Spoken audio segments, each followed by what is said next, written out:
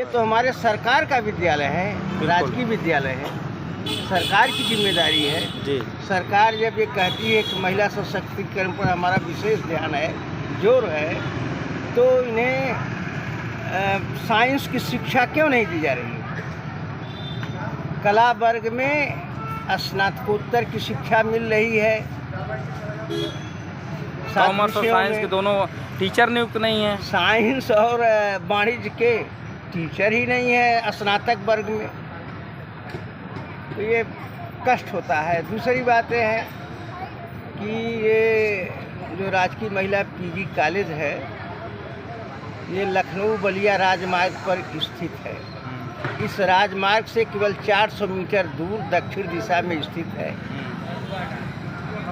इस क्षेत्र के जो शुभचिंतक थे, पूर्व मुख्यमंत्री और पूर्व गवर्नर स्वर्गीय बाबूराम नरेश यादव जी के प्रयास से सरकार ने एक सड़क बना दिया था इस महाविद्यालय के बगल से जाने के लिए।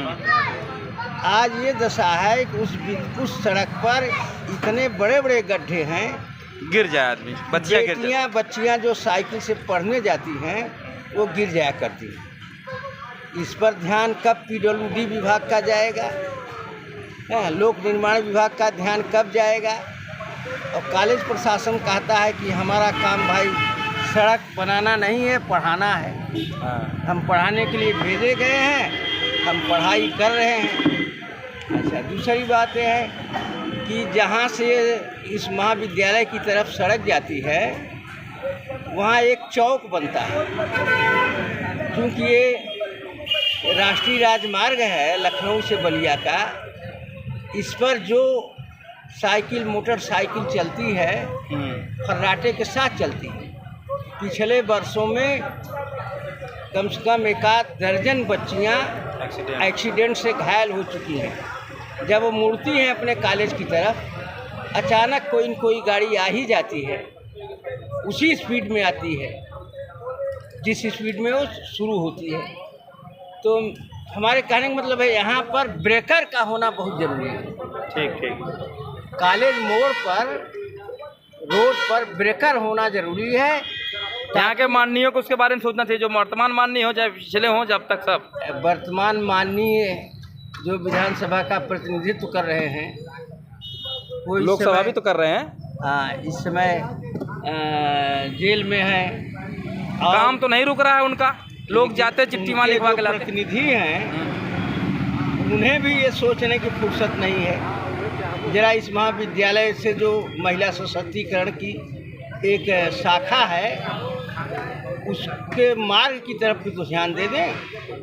उनका भी ध्यान नहीं जा रहा है। जो यहाँ के क्षेत्रीय सांसद महोदय हैं, उनका भी ध्यान नहीं जा रहा है। जाएगा।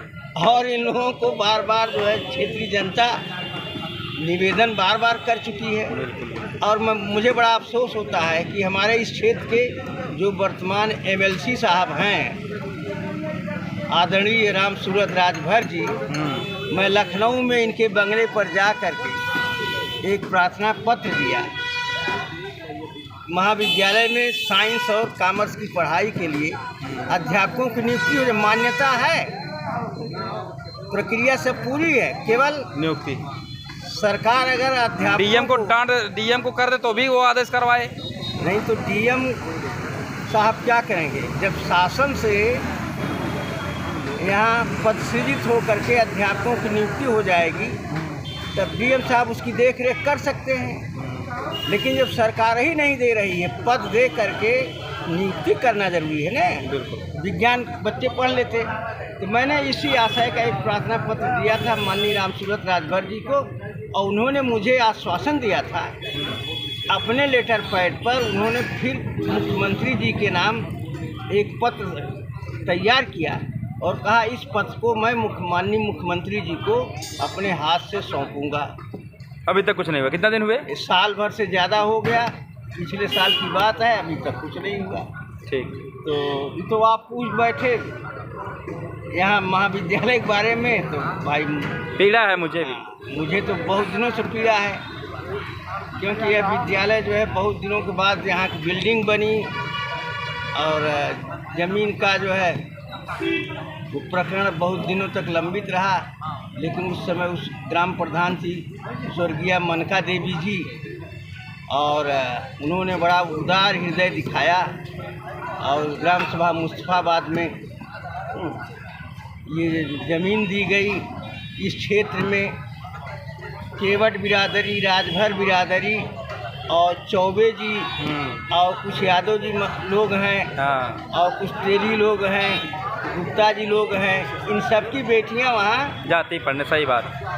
यानी घर जो है सादा नमक रोटी खा करके पढ़ लेती, पढ़ ले, शिक्षा पा ले रही, सही बात, बहुत बड़ी बात। तो इस पर धन्यवाद। अगर ध्यान न दिया जाए तो कष्ट की बात है। और मुझे उम्मीद है आपकी ये आपके माध्यम से जनता की ये आवाज़ शासन स्तर तक जाएगी। हमारे माननीय मुख्यमंत्री जी बहुत ही उदार प्रकृति के हैं, बिल्कुल बिल्कुल। और सात्विक विचार के हैं, महिलाओं पर विशेष ध्यान दे रहे हैं। समझेंगे। उम्मीद है कि शीघ्र ही यहाँ विज्ञान वर्ग की भी पढ़ाई होगी ताकि बेटियाँ वैज्ञानिक बन सकें, देश की सेवा कर सकें। ठीक। आपको बहुत बहुत धन्यवाद, आपने ऐसा अवसर दिया।